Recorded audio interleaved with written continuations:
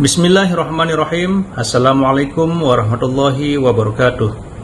Alhamdulillahirrabbilalamin. Wassalatu wassalamu ala ashrafil anbiya'i wal mursalin Sayyidina Muhammadin wa ala alihi wa sahbihi ajma'in, amma ba'du. Sahabat beriman yang dimuliakan Allah, syukur alhamdulillah kita bertemu lagi di channel ini.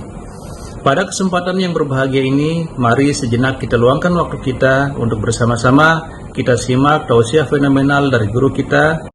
Tentunya banyak sekali ilmu, hikmah, dan manfaat yang bisa kita jadikan pelajaran dalam kehidupan kita sehari-hari. Berikut ini mari kita simak bersama isi tausiah beliau. Selamat mendengarkan. Wa qala idzan bismillahirrahmanirrahim.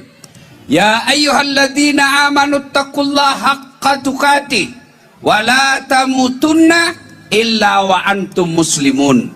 Wahai orang-orang yang beriman, bertakwalah kalian kepada Allah dengan sebenar-benarnya takwa, dan janganlah kalian mati kecuali dalam keadaan beragama Islam.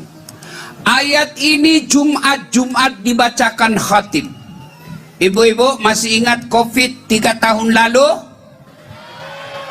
Itu kan ada perintah dari Pak Camat, pakai masker, jaga jarak, pakai masker, tiap hari diumumkan. Kenapa?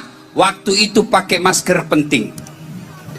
Ayat ini Jumat dibacakan, berarti ayat ini penting dan rasa-rasanya susah diterima akal. Jangan kamu mati, berarti mati kau yang ngatur. Woi, jangan mati ya. Berarti mati mau-mau, padahal mati mau atau tidak, tiba saatnya pasti mati. Orang kaya, orang miskin, raja-raja, rakyat biasa, gondrong.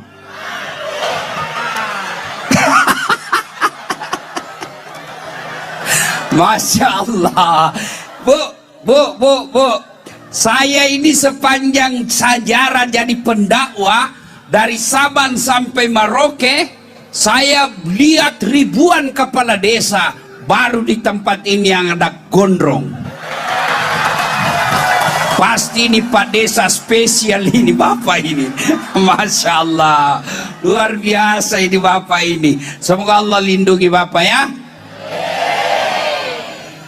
Orang kaya, orang miskin, raja-raja, rakyat biasa, Ustadz, pelan-pelan. Kalau Ustadz mati siapa ceramah? Kita, tapi kalau saya Pak, tidak ada masalah. Bapak-bapak duluan, saya belakang, boleh. Atau saya di belakang, bapak duluan, monggo. Piye kabare Mas? Nje? Purole duit kera-kera ngopo lo, barasa sisa kowe. Nje Mas? Nje. Hei, mati. Kematian bukan soal sakit. Kalau mati harus sakit, tidak ada orang sehat yang mati. Tapi berapa banyak kawan saya sehat walafiat, wafat. Kalau kematian harus tua dulu, tidak ada cucu yang duluan wafat daripada kakeknya. Tapi berapa banyak cucunya dulu wafat daripada neneknya. Mati itu bukan nomor urut, mati itu nomor undian. Siapa yang tiba saatnya, nih, muka-muka sakaratin maut, tiba saatnya pasti mati. Berarti yang jadi masalah bukan mati, yang jadi masalah kata Allah, illa wa antum muslimun, kecuali matimu dalam keadaan beragama Islam. Ayat ini sesungguhnya Allah ingin sampaikan, dasat, hati-hati, kamu ngaku Islam. Pak Camat, hati-hati, ngaku Islam. Pak Desa, hati-hati, ngaku Islam. Tapi belum tentu kau mati dalam keadaan beragama Islam. Insya Allah kita tidak akan mati dalam keadaan ngerampok. Insya Allah kita tidak akan mati dalam keadaan berzina. Amin. Insya Allah kita tidak akan mati dalam keadaan mabuk. Amin. Insya Allah kita tidak akan mati dalam keadaan judi. Amin. Tapi yang bisa membuat kita mati kafir, hubbi aklil haram, suka memakan barang haram. Satu di antaranya menerima uang serangan fajar ketika pemilu yang lalu. Kau ketawa, baru kau semua pelakunya. Ibu, ada yang sudah terlanjur terima serangan fajar? Ada? Ada? Kata Nabi hanya dua solusinya. Satu, kembalikan. Jadi yang sudah terima uangnya caleg, kasih kembali, terutama yang tidak terpilih. Kalau sudah habis Ustadz, solusinya yang kedua, hanya api neraka yang bisa mencucinya. Bu, ibu, hei, kalau terima uang 500.000 kaya tidak? Kaya tidak? Bapak-bapak menolak uang 500.000 miskin tidak? Miskin tidak? Tidak. Namun yang pasti 500.000 menentukan masa depan Kutai Kartanegara. Bapak kalau terima sogo, ibu menerima sogo, itu maknanya kamu tutup masa depan anakmu bisa jadi pemimpin. Kenapa? Karena hanya orang kaya yang bisa jadi pemimpin.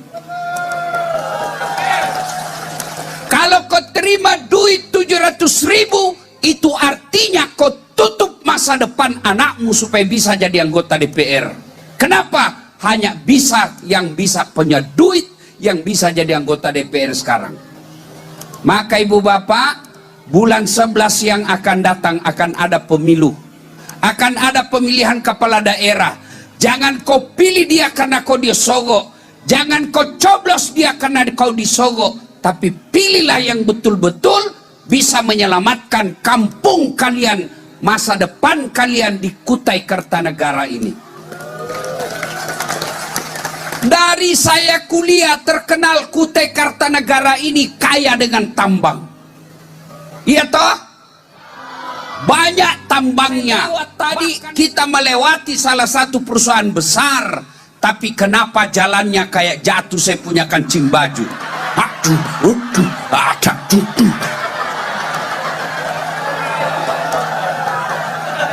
Kenapa? Karena itu kalian semua mau disogok. Bahkan saya lewat tadi, kalau kau tolak orang-orang yang mau sogok kamu, maka terpilih pemimpin yang memikirkan rakyatnya dan hanya takut kepada Allah. Maka saudaraku, saya cinta kalian karena Allah, saya sayang kalian karena Allah. Jangan gara-gara 300.000, gara-gara 500.000 kau gadaikan akidahmu dan kau bisa berdampak kepada hancurnya masa depan negara, hancurnya masa depan kampungmu, dan suramnya masa depan akhirat kelak. Ibu-ibu, bisa tolak serangan fajar? Kenapa cuma 20? Bisa tolak serangan fajar? Bapak-bapak bisa tolak serangan fajar? Ya Allah, dengarlah janji hambamu. Kalau dia ingkar janji di bulan 11 kelak, buat hidupnya sengsara dunia akhirat. Mulai cemas ini ibu-ibu. Saudara, bapak ibu, cintai negaramu. Salah satu caranya, pilih pemimpin bukan karena kalian disogok. Anda tidak akan bangkrut kalau menolak 300.000. Bapak ibu tidak akan mati kalau menolak 300.000. Tapi kalau kau tolak 300.000, insya Allah 5, 10 tahun, 20 tahun yang akan datang, Kutai Kartanegara akan makmur karena Allah titipkan banyak tambang di tempat ini. Pertama, oleh-oleh. Ibu-ibu, halo? Ada ndak manusia yang tidak ada masalahnya? Ada ndak? Ada ndak? Semua kita punya masalah. Pak Desa, dulu apa masalahnya? Mau terpilih, ya kan? Sudah terpilih, selesai masalahnya.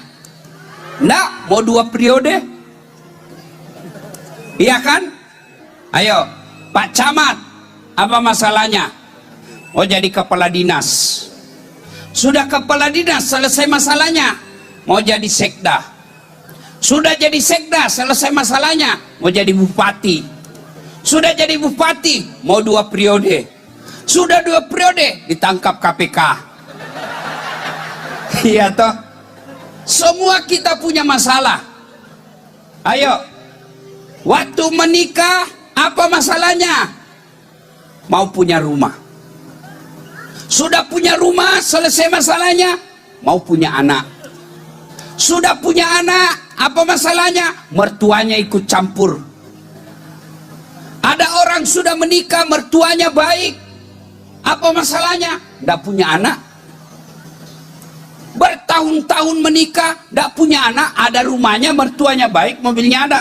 Tapi apa masalahnya? Tidak punya keturunan. Ada keturunan, rumah baik, mertua baik, apa masalahnya? Suaminya selingkuh. Iya toh ibu? Ibu-ibu, Pak, istri cantik kau kira bukan masalah? Masalah kalau istri cantik. Kenapa? Digoda orang, Pak. Apalagi kalau suaminya jelek, lebih masalah lagi. Berarti bagus kalau jelek istri, Ustaz. Jelek istri dihina tetangga, kita lagi malu jalan sama dia. Ada kawinan, duluan aja dek, nanti saya menyusul. Sampai di gedung, mana kau bang? Nggak jadi dek, saya menceret. Istri jelek masalah, istri cantik masalah. Ayo. Semua kita punya masalah. Maka oleh-oleh pertama, ketika ada masalah, Allah tidak perintahkan kamu jadi anggota dewan dulu. Allah tidak perintahkan kamu jadi gubernur dulu. Allah tidak perintahkan kau kaya dulu. Allah cuma minta 2 kalau ketika ada masalahmu. Ista'inu bisabri wassalah. Sabar, perbaiki sholatmu. Maka begitu ada masalah dalam hidupmu, dalam rumah tangga, dalam pekerjaan, dalam bisnis, begitu ada masalahmu, tidak usah cari kambing hitam. Lebih baik periksa, oh, salat saya belum beres. Saya sholat Ustaz, betul kau sholat, tapi bukan ingat Allah. Apa yang kau ingat? Motor yang kau lupa kuncinya. Melengket kuncinya. Allah Subhanallah. Maka begitu ada masalah, perbaiki sholat. Itu aja. Ibu-ibu, hei, saya sholat Ustaz, tapi ibu tidak ikhlas, tidak serius. Kenapa Ustaz? Ada yang tanya saya, Ustaz, boleh tidak sholat tidak pakai BH? Kenapa ibu? Dia bilang panas. Ya boleh, tapi itu menunjukkan kamu tidak serius. Mana kalau kau ruku?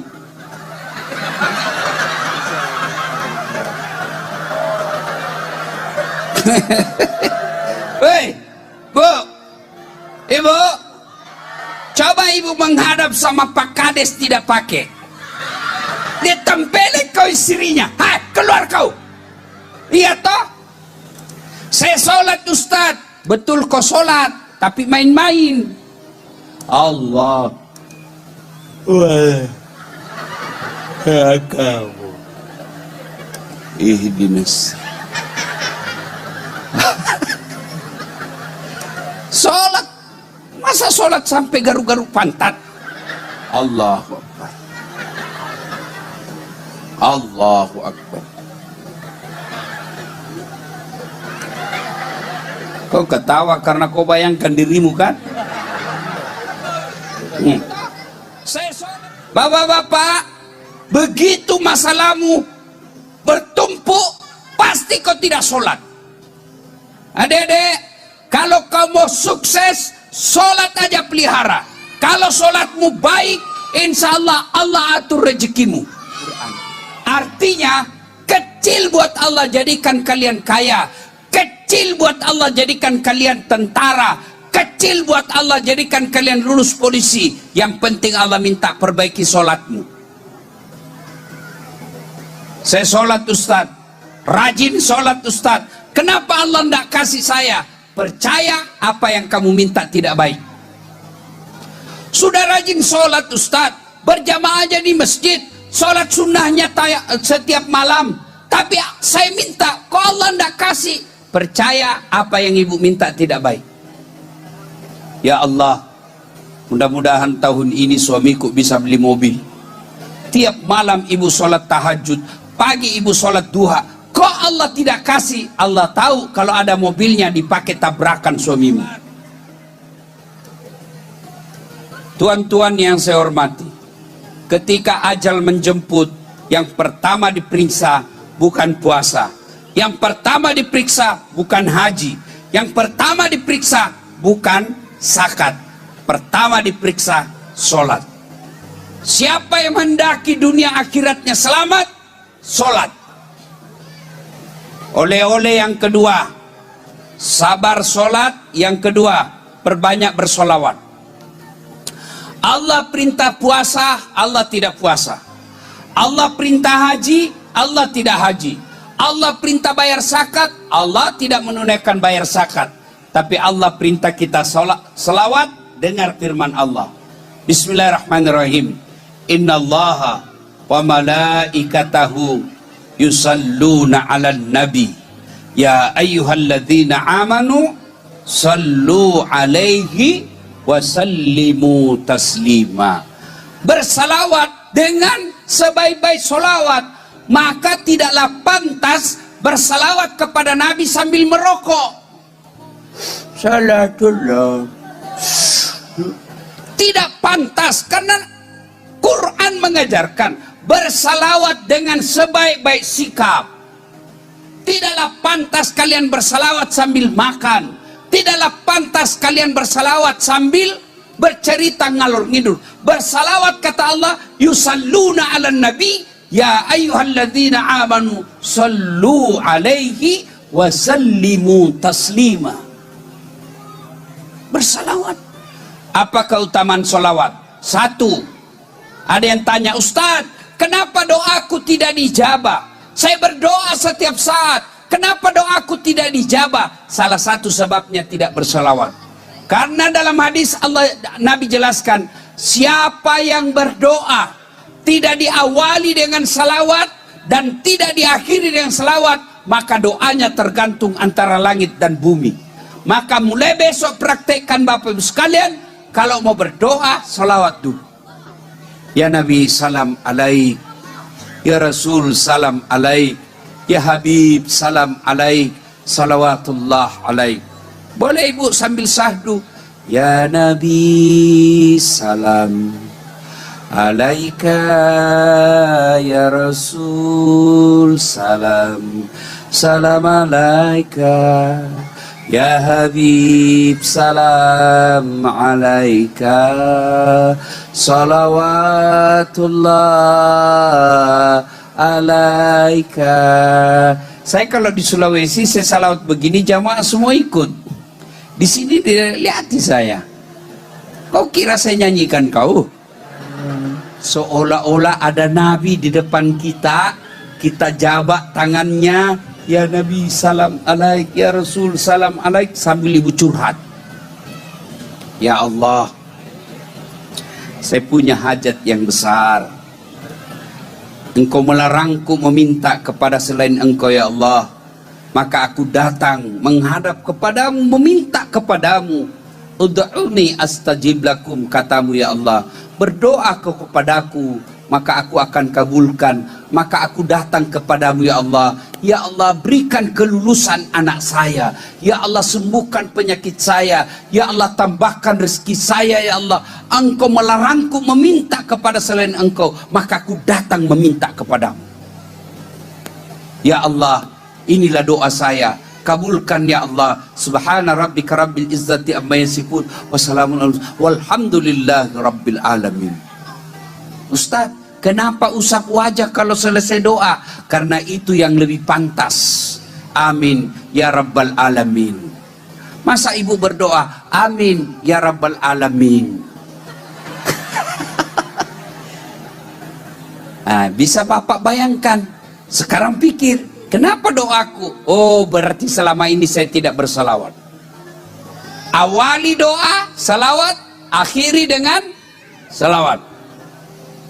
Yang kedua, kehebatan salawat tadi, ibu bapak, nanti di akhirat ketika ditimbang pahala kita, ketika masuk salawat itu, maka salawat itu akan memperberat timbangan kebaikan, sehingga dosa-dosa tadi yang berat terkalahkan oleh salawatnya Rasulullah Muhammad kepada Rasulullah Muhammad sallallahu alaihi wasallam.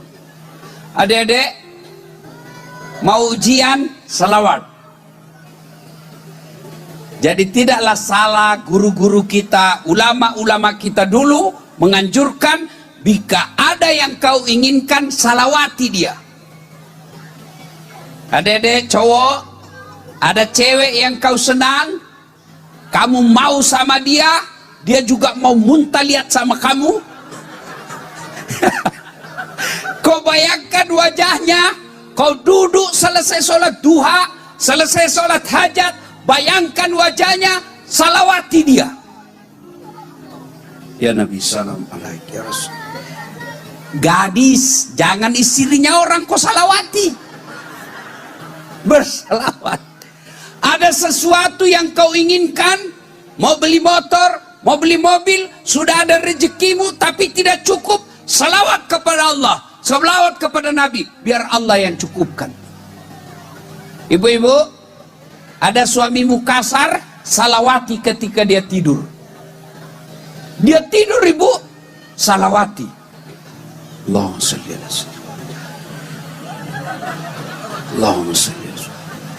Tiba-tiba bangun, apa kau? Tidak, saya sayang kau mas, aku salawati jidatmu supaya kau berhenti marah-marah. Begitu juga bapak-bapak, kalau istrimu suka ngomel, salawati.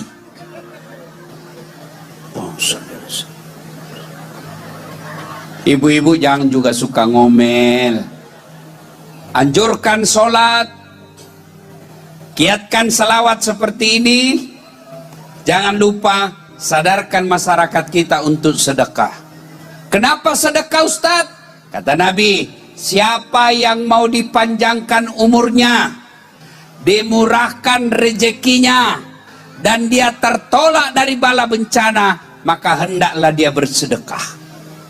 Sedekahlah. Ibu-ibu, saya mau tanya, ibu-ibu senang mantu yang pelit atau dermawan? Senang yang pelit atau dermawan? Oh, bapak-bapak senang tetangga yang pelit atau dermawan? Senang yang pelit atau dermawan? Senang teman yang pelit atau dermawan? Tuh, tidak ada orang suka orang pelit. Bahkan orang pelit sekalipun tidak suka sama orang pelit. Dia bilang, tidak usah kau ke rumahnya, pelit. Padahal dia juga pelit. Maka bersedekahlah. Ustaz, tapi kan saya miskin. Sedekah tidak mesti sama sedekahnya orang kaya dengan orang miskin. Kalau sedekahnya orang kaya, barangkali sekali bersedekah, dia beri makan 100 orang. Tapi kita yang miskin, sedekah Jumat berkah besok, 2 bungkus nasi bungkus. Bawa ke masjid, kasih Pak Imam, kasih khatib. Lalu berdoa, ya Allah tambahkan rezekiku, mudah-mudahan Jumat yang akan datang saya bisa bawa 5 bungkus. Tidak ada orang bangkrut gara-gara sedekah. Yang bangkrut karena hobi ngutang. Yang bangkrut karena judi online. Sekarang yang banyak rumah tangga orang Islam rusak gara-gara online. Anaknya game online, suaminya judi online, istrinya pinjam online, anak mantunya belanja online. Akhirnya berakhir pada kebangkrutan. Kenapa banyak orang ngutang? Bukan karena tidak ada rezeki dari Allah, tapi gaya hidup kita yang melebihi rezeki dari Allah. Maksudnya apa? Bu bapak, kita bisa ngutang karena selera hidup. Allah kasih kita rezeki 3 juta per bulan, agar tidak ngutang, gaya hidup pun cukup 2 juta per bulan. Allah kasih kita rezeki 3 juta per bulan, gaya hidup pun 2 juta aja per bulan, insya Allah cukup. Tapi yang membuat kita ngutang, rezeki dari Allah 3 juta, gaya hidupnya 2 juta. Akhirnya pinjam online, akhirnya ngutang kiri kanan. Dan pada saat ada utang, maka biasanya orang yang banyak utangnya jadi pembohong. Biasanya yang banyak utangnya memutuskan silaturahmi. Kenapa? Dia menghindar terhadap orang yang punya duit. Ibu bapak, saudara-saudara sekalian. Dan yang terakhir, saudara-saudaraku sekalian, menjelang pilkada, jangan berpecah belah gara-gara beda pilihan. Jangan berpecah belah gara-gara beda pilihan. Jangan dengar janji-janji kampanye yang bisa menghasut. Saudara-saudaraku para calon bupati, jangan bodoh-bodohi masyarakat dengan janji-janji yang tidak bisa kalian lakukan. Kepada tim sukses, jangan memecah belah masyarakat kita. Karena kalau sudah putus persaudaraan, susah lagi menyambungkan. Oleh karena itu, pesan terakhir kita ini, hadapi pemilu ini dengan tetap berpegang kepada firman Allah, wa'tasimu bihablillahi jami'an wa la tafarraqu. Berpegang teguhlah engkau kepada tali persaudaraan agama Allah dan janganlah engkau bercerai-berai. Pilihan boleh beda, tapi jangan bercerai-berai. Pilihan boleh tidak sama, tapi jangan bermusuhan. Ibu bapak, saudara-saudara sekalian, masih ingat pemilu 2019? Ibu-ibu masih ingat pemilu 2019? Masih? Siapa calonnya yang bertanding waktu itu? Calon presiden, siapa? Siapa? Bapak Joko Widodo dengan Bapak Prabowo. Siapa yang menang? Bapak Joko Widodo. Siapa menterinya? Prabowo. Bertengkar, satu paket. Jangan lihat tim sukses. Kalau tim sukses saling menyerang, wajar, dia mau jadi menteri. Tim sukses saling menjelek-jelekan, wajar, dia mau dapat proyek. Tapi kalian yang bertetangga, 2019 sampai sekarang masih baku musuh. Itulah yang disebut beleng-beleng. Kamu tidak dapat apa-apa. Apalagi pilkada yang akan datang. Silahkan pilih calonmu, tapi jangan saling menyerang. Silahkan jagokan jagoanmu, tapi jangan jelek-jelekkan calon orang lain. Tetap pegang, wa'tasimu bihablillahi jami'an wa la tafarraqu. Ada orang kena musibah. Apa musibahnya? Dia berhubungan suami istri di malam hari. Siang hari, siang. Kan kalau Ramadan siang tidak boleh, malam boleh. Tapi suami istri, kalau kau pacaran siang malam tidak boleh dong.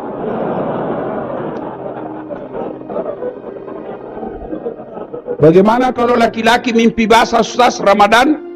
Anak muda, kalau mimpi basah, kau tidur siang-siang, tetap sah. Dengan catatan, begitu bangun, kau langsung mandi.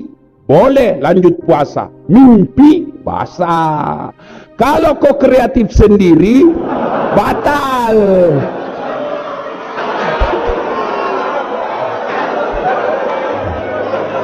Ketawa kau karena sudah semua kau cilaka.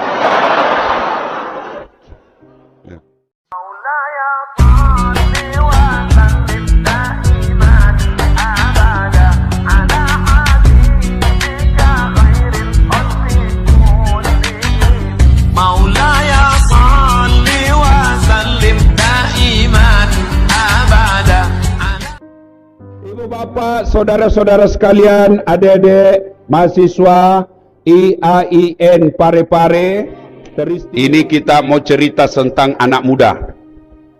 Nah, adik-adik, di akhirat kelak diinformasikan oleh hadis bahwa ketika orang mau diadili, mau maki diadili nanti, satu loket. Bayangkan, satu loket. Manusia dari Adam sampai kiamat ngantri di padang yang namanya padang mahsyar. Pada saat itu kata Nabi, matahari seolah-olah satu jengkal panasnya dari kepala. Rasanya itu matahari satu jengkal panasnya dari kepala. Bayangkan sekarang saja jutaan kilometer masih panas. Bagaimana nanti di padang mahsyar? Seolah-olah tinggal satu jengkal. Ada orang yang keringatnya keluar gara-gara panas, keringatnya sampai di mata kakinya. Ada yang sampai di lututnya, ada yang sampai di pusatnya, ada yang sampai di lehernya, bahkan ada yang sampai tenggelam gara-gara keringatnya, sementara di sampingnya tidak apa-apa. Dan pada saat itu kata Nabi, semua umat manusia berubah mukanya berdasarkan amal-amalnya ketika dia hidup. Ada yang nanti mukanya seperti tikus.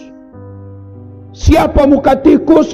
Mereka yang suka sifat seperti tikus waktu hidup di dunia. Apa sifat tikus? Suka ngambil barangnya orang. Koruptor, pencope, maling, nanti mukanya seperti tikus. Pejabat-pejabat rektorat yang suka ngambil-ngambil barang kampus tanpa izin, itu nanti mukanya seperti tikus.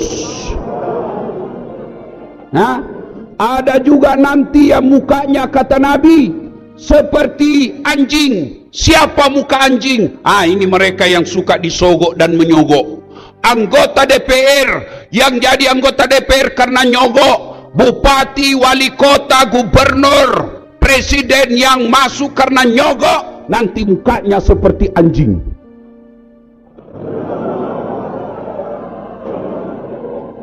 Ayo, ada anggota DPR yang masuk karena disogok, menyogok? Ada?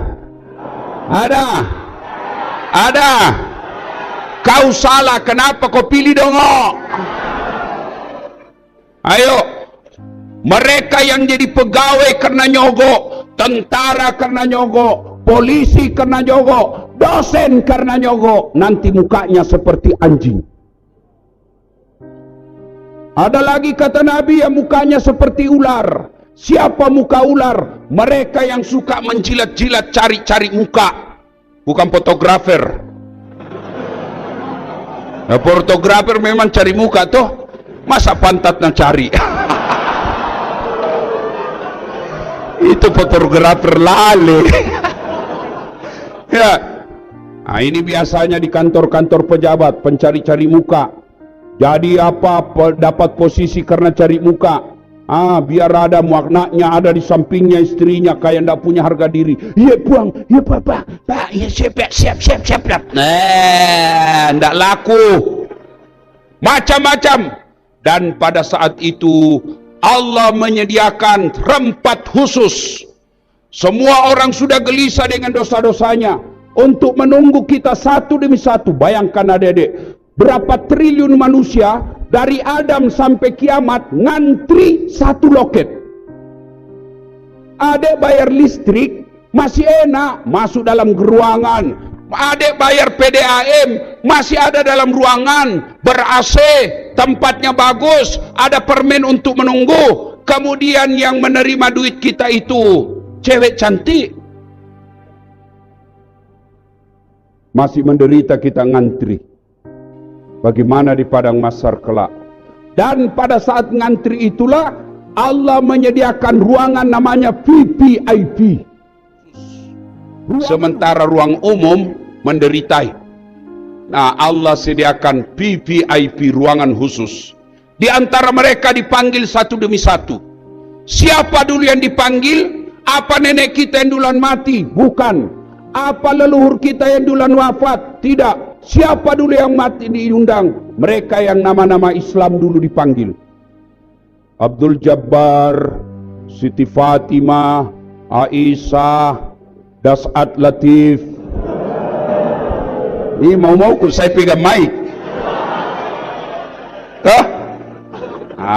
Rudy, Tony, Johnny, Ningsing, Nini, Amon Rimana kok silakan.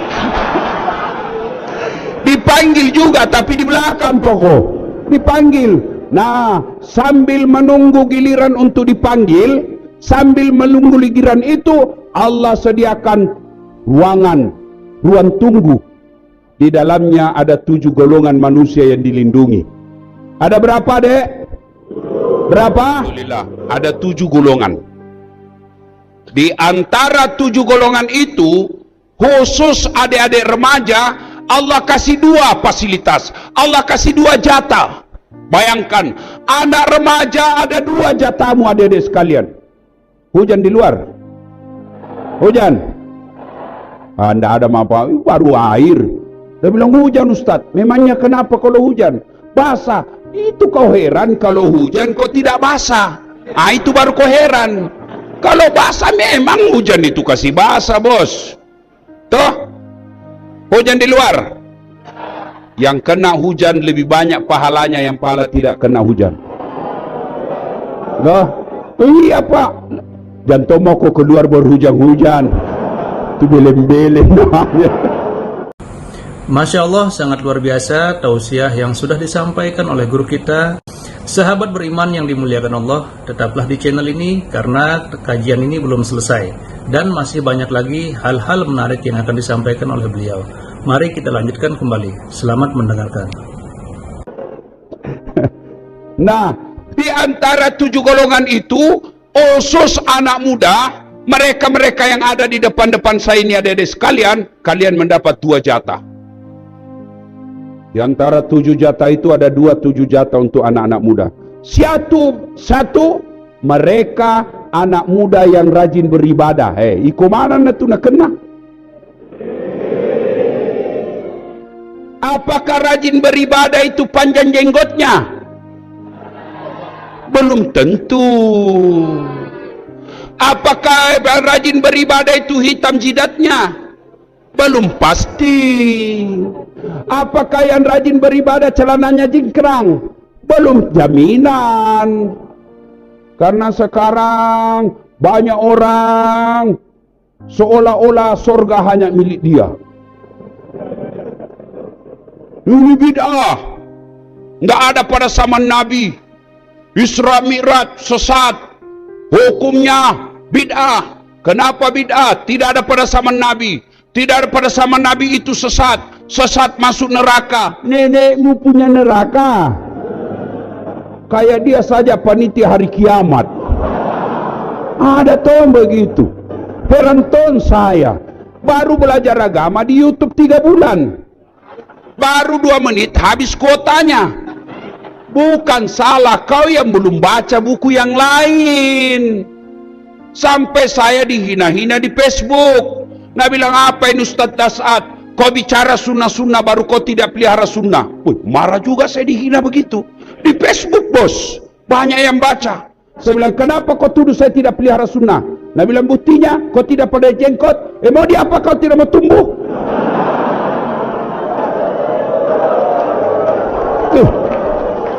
Gara-gara jenggotnya marah-marah sama saya. Ya. Sudah saya kasih minyak, enggak tumbuh-tumbuh. Mau media apa? Saya orang Asia, bukan orang Arab. Orang Arab memang banyak jenggotnya, ya wajar. Kalau saya, kesian 17. Saudaraku, terutama ini adik-adik yang merasa diri pemuda yang taat beribadah. Hijrah toh, komunitas hijrah. Hijrah itu bukan sekedar pelihara jenggot. Hijrah itu bukan sekedar hitam jidat. Hijrah itu bukan sekedar celana jingkrang. Hijrah itu bukan sekedar bicara afwan, jazakallah, kaifa haluk ya akhi, kaifa haluk ya ukhti.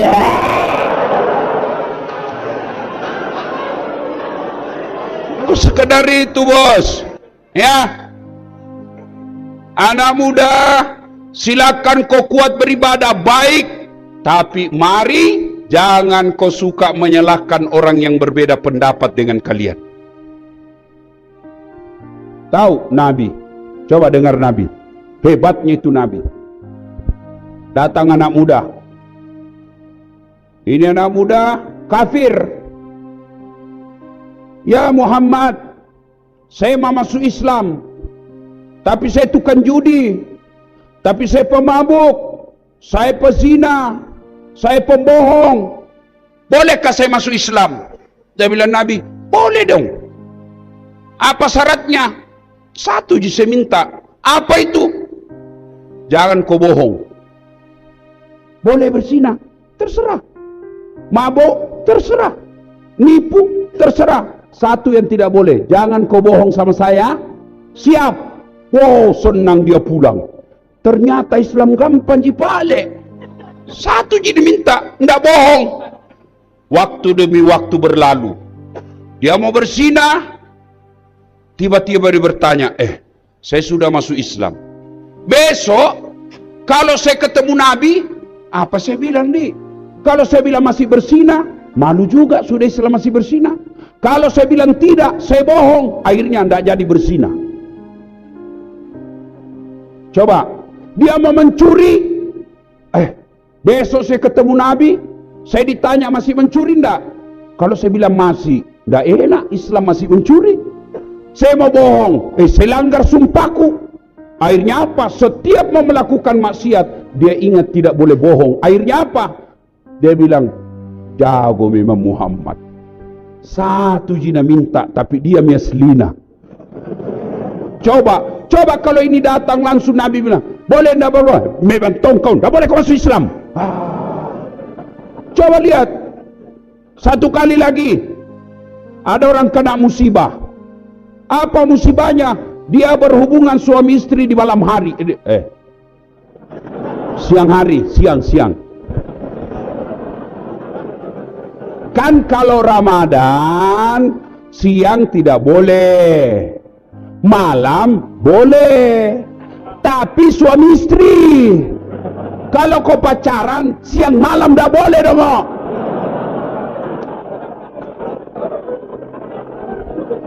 Bagaimana kalau laki-laki mimpi basah Ustaz Ramadan? Anak muda, kalau mimpi basah kau tidur siang-siang tetap sah. Dengan catatan, begitu bangun kau langsung mandi. Boleh lanjut puasa. Mimpi basah. Kalau kau kreatif sendiri, batal.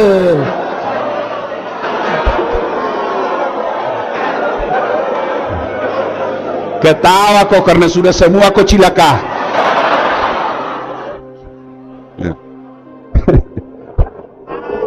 Ayo. Panasnya di sini di. Sudah. Lalu datang dah ini. Ya Rasulullah nak kena kabala. Maga kombo. Wey, offside kak. Maga kau nak kena kartu merah. Apa gerangan? Saya berhubungan suami istri di siang hari ya Rasul. Nggak tahan kak. Bahaya kau. Jadi bagaimana? Kau harus puasa 60 hari berturut-turut. Nabi bilang berapa Nabi? 60. 1 bulan saja saya kebablasan. Apalagi 60. Mana tahan? Oke, kalau Nabi bilang begitu. Ya kalau begitu, kau kasih makan fakir miskin di kampungmu. Apa ya Rasul? Kasih makan fakir miskin. Ya Rasulullah, saya ini orang miskin. Nabi bilang, aduh, kau sudah miskin melanggar lagi. Ya sudah, kalau begitu kata Nabi, nih, ambil ini kurma, ambil ini semua, bawa cari roti, ini kurma roti, bawa di desamu, kau cari orang miskin, kasih ini. Apa Nabi bilang, ya Rasulullah, saya paling miskin di kampungku. Macigo memang toko iko. Iko tona kasiasi beleng-beleng. Sudah. Ya Rasulullah, saya lah paling miskin di kampungku. Nabi lalu bersabda, ya sudah, kau makan itu. Coba bayangkan, begitu hebatnya Rasulullah dalam menerapkan hukum. Adik-adik yang enak, kalau kalian tidak mau maulid, silahkan. Tidak mau Isra Mi'raj, silahkan. Tidak mau taksiyah, silahkan. Tapi jangan kau tuduh saudaramu yang maulid, yang Isra Mi'raj, yang taksiyah orang sesat. Kalau kau bilangi mereka sesat, maka pasti kalian akan bertengkar.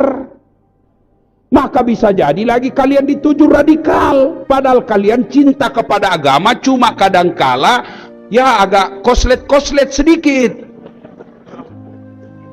Ya, mau kau maulid silahkan. Tidak mau maulid silahkan. Mau Isra Mi'raj silahkan. Tidak mau Isra Mi'raj silahkan. Kompak saja. Ya. Nah, maka kita menjadi pemuda yang beribadah tanpa menyalahkan orang lain. Coba, hebatnya itu Nabi. Coba lihat lagi. Datanglah di Mekah panik. Kenapa? Ada orang tawaf. Apa Nabi bilang? Itu saja Nabi bilang. Ya Rahim, Ya Rahim, Ya Rahim, Ya Rahim. Itu saja. Woi, gampar di Mekah. Ya Rasulullah, ada aliran sesat. Apa? Ada orang tawaf Rahim-Rahim tidak sebut. Nabi pergi lihat. Betul. Ya Rahim, Ya Rahim, Ya Rahim. Nabi ikut dari belakang. Nabi ikuti dari belakang. Ternyata Nabi juga terpengaruh. Ikut juga Nabi bilang. Ya Rahim, Ya Rahim. Jengkelin orang di belakang, jengkel. Siapa ini Pak Totoai? Kurang ajar, ikuti saya. Dan dia tidak tahu siapa di belakangnya. Begitu balik, dia banting Muhammad. Pak Totoai kok, kenapa kau ikuti saya? Saya bilang, saya ini kasihan. Apa? Siapa kamu? Dia bilang, kau yang siapa? Saya Muhammad. Muhammad siapa? Muhammad bin Abdullah. Mati nih. Ini nabiku. Dia bilang, siapa? Dia bilang, ini anak yang dibanting. Ya, yang membanting. Ku lapor kau? Mau kau lapor sama siapa? Muhammad. Muhammad siapa? Muhammad nabiku. Dia bilang, Nabi kosian. Ini mi umatku. Lalu dia bilang, sini kau. Saya ini Muhammad bin Abdullah. Oh, Anda ya Rasul. Dia cium tangannya, minta maaf saya Rasul. Saya tidak tahu. Ya Rasulullah, saya ini kasihan diutus dari kampungku. Saya ini yang paling pintar di kampungku. Bayangkan, dialah yang paling pintar modal rahim-rahim. Dia bilang, saya lah yang paling pintar di kampung saya. Saya diutus dari kampungku untuk belajar agama di tempat ini. Ya Rasulullah, maafkan saya. Kata Nabi, saya maafkan kau. Ya Rasulullah, kira-kira engkau akan mengajakku masuk surga? Nabi bersabda, ya, saya tentu akan mengajakmu masuk ke dalam surga. Didengar sama Abu Bakar.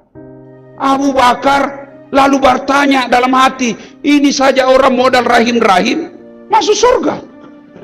Lalu ditanyalah Nabi, ya Rasulullah, apa kira-kira engkau juga akan mengajakku masuk surga? Lalu Abu Bakar, saya akan mengajakmu masuk surga. Maka Abu Bakar pun senang. Lalu dia berkeliling-keliling status serbannya. Ya, jubahnya tergoyang-goyang. Ya, ya. Dia senang sambil berputar-putar. Surga, masuk surga, masuk surga. Itulah sejarahnya tari sufi.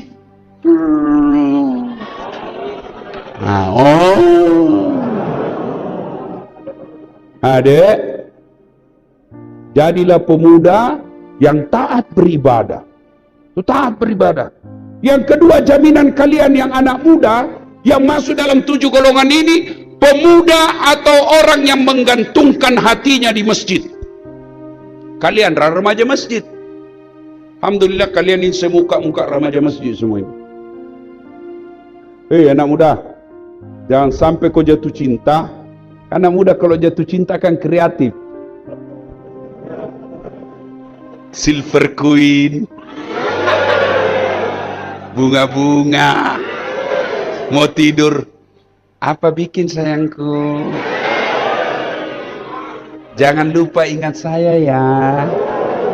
Tentulah bang, pasti ku ingatmu. Salam sayang selalu. Woi cewek, woi, jangan kau mau kasih bodoh-bodoh ini laki-laki. Itu kalau laki-laki jatuh cinta apa Nabi bilang? Gunung kan kudaki, lautan ku seberangi, masjid kau lewati. Pret. Ayo adik-adik, jadilah remaja masjid. Masya Allah. Tapi jadi remaja masjid, kalian jangan kaku. Orang yang menggantungkan hatinya di masjid, insya Allah mendapat jaminan oleh Nabi, kalian akan dilindungi di padang mahsyar. Pada saat itu tidak ada perlindungan kecuali datangnya dari Allah Subhanahu wa taala. Enggak heran kalau ada mahasiswaku yang bilang, susah masuk surga Ustaz. Bilang, salah kau itu dek, yang susah itu masuk neraka. Ini masa Ustaz? Coba kau lihat. Coba kau, narkoba bayar. Coba, mabuk bayar, dugem bayar, selingkuh, nonton film porno,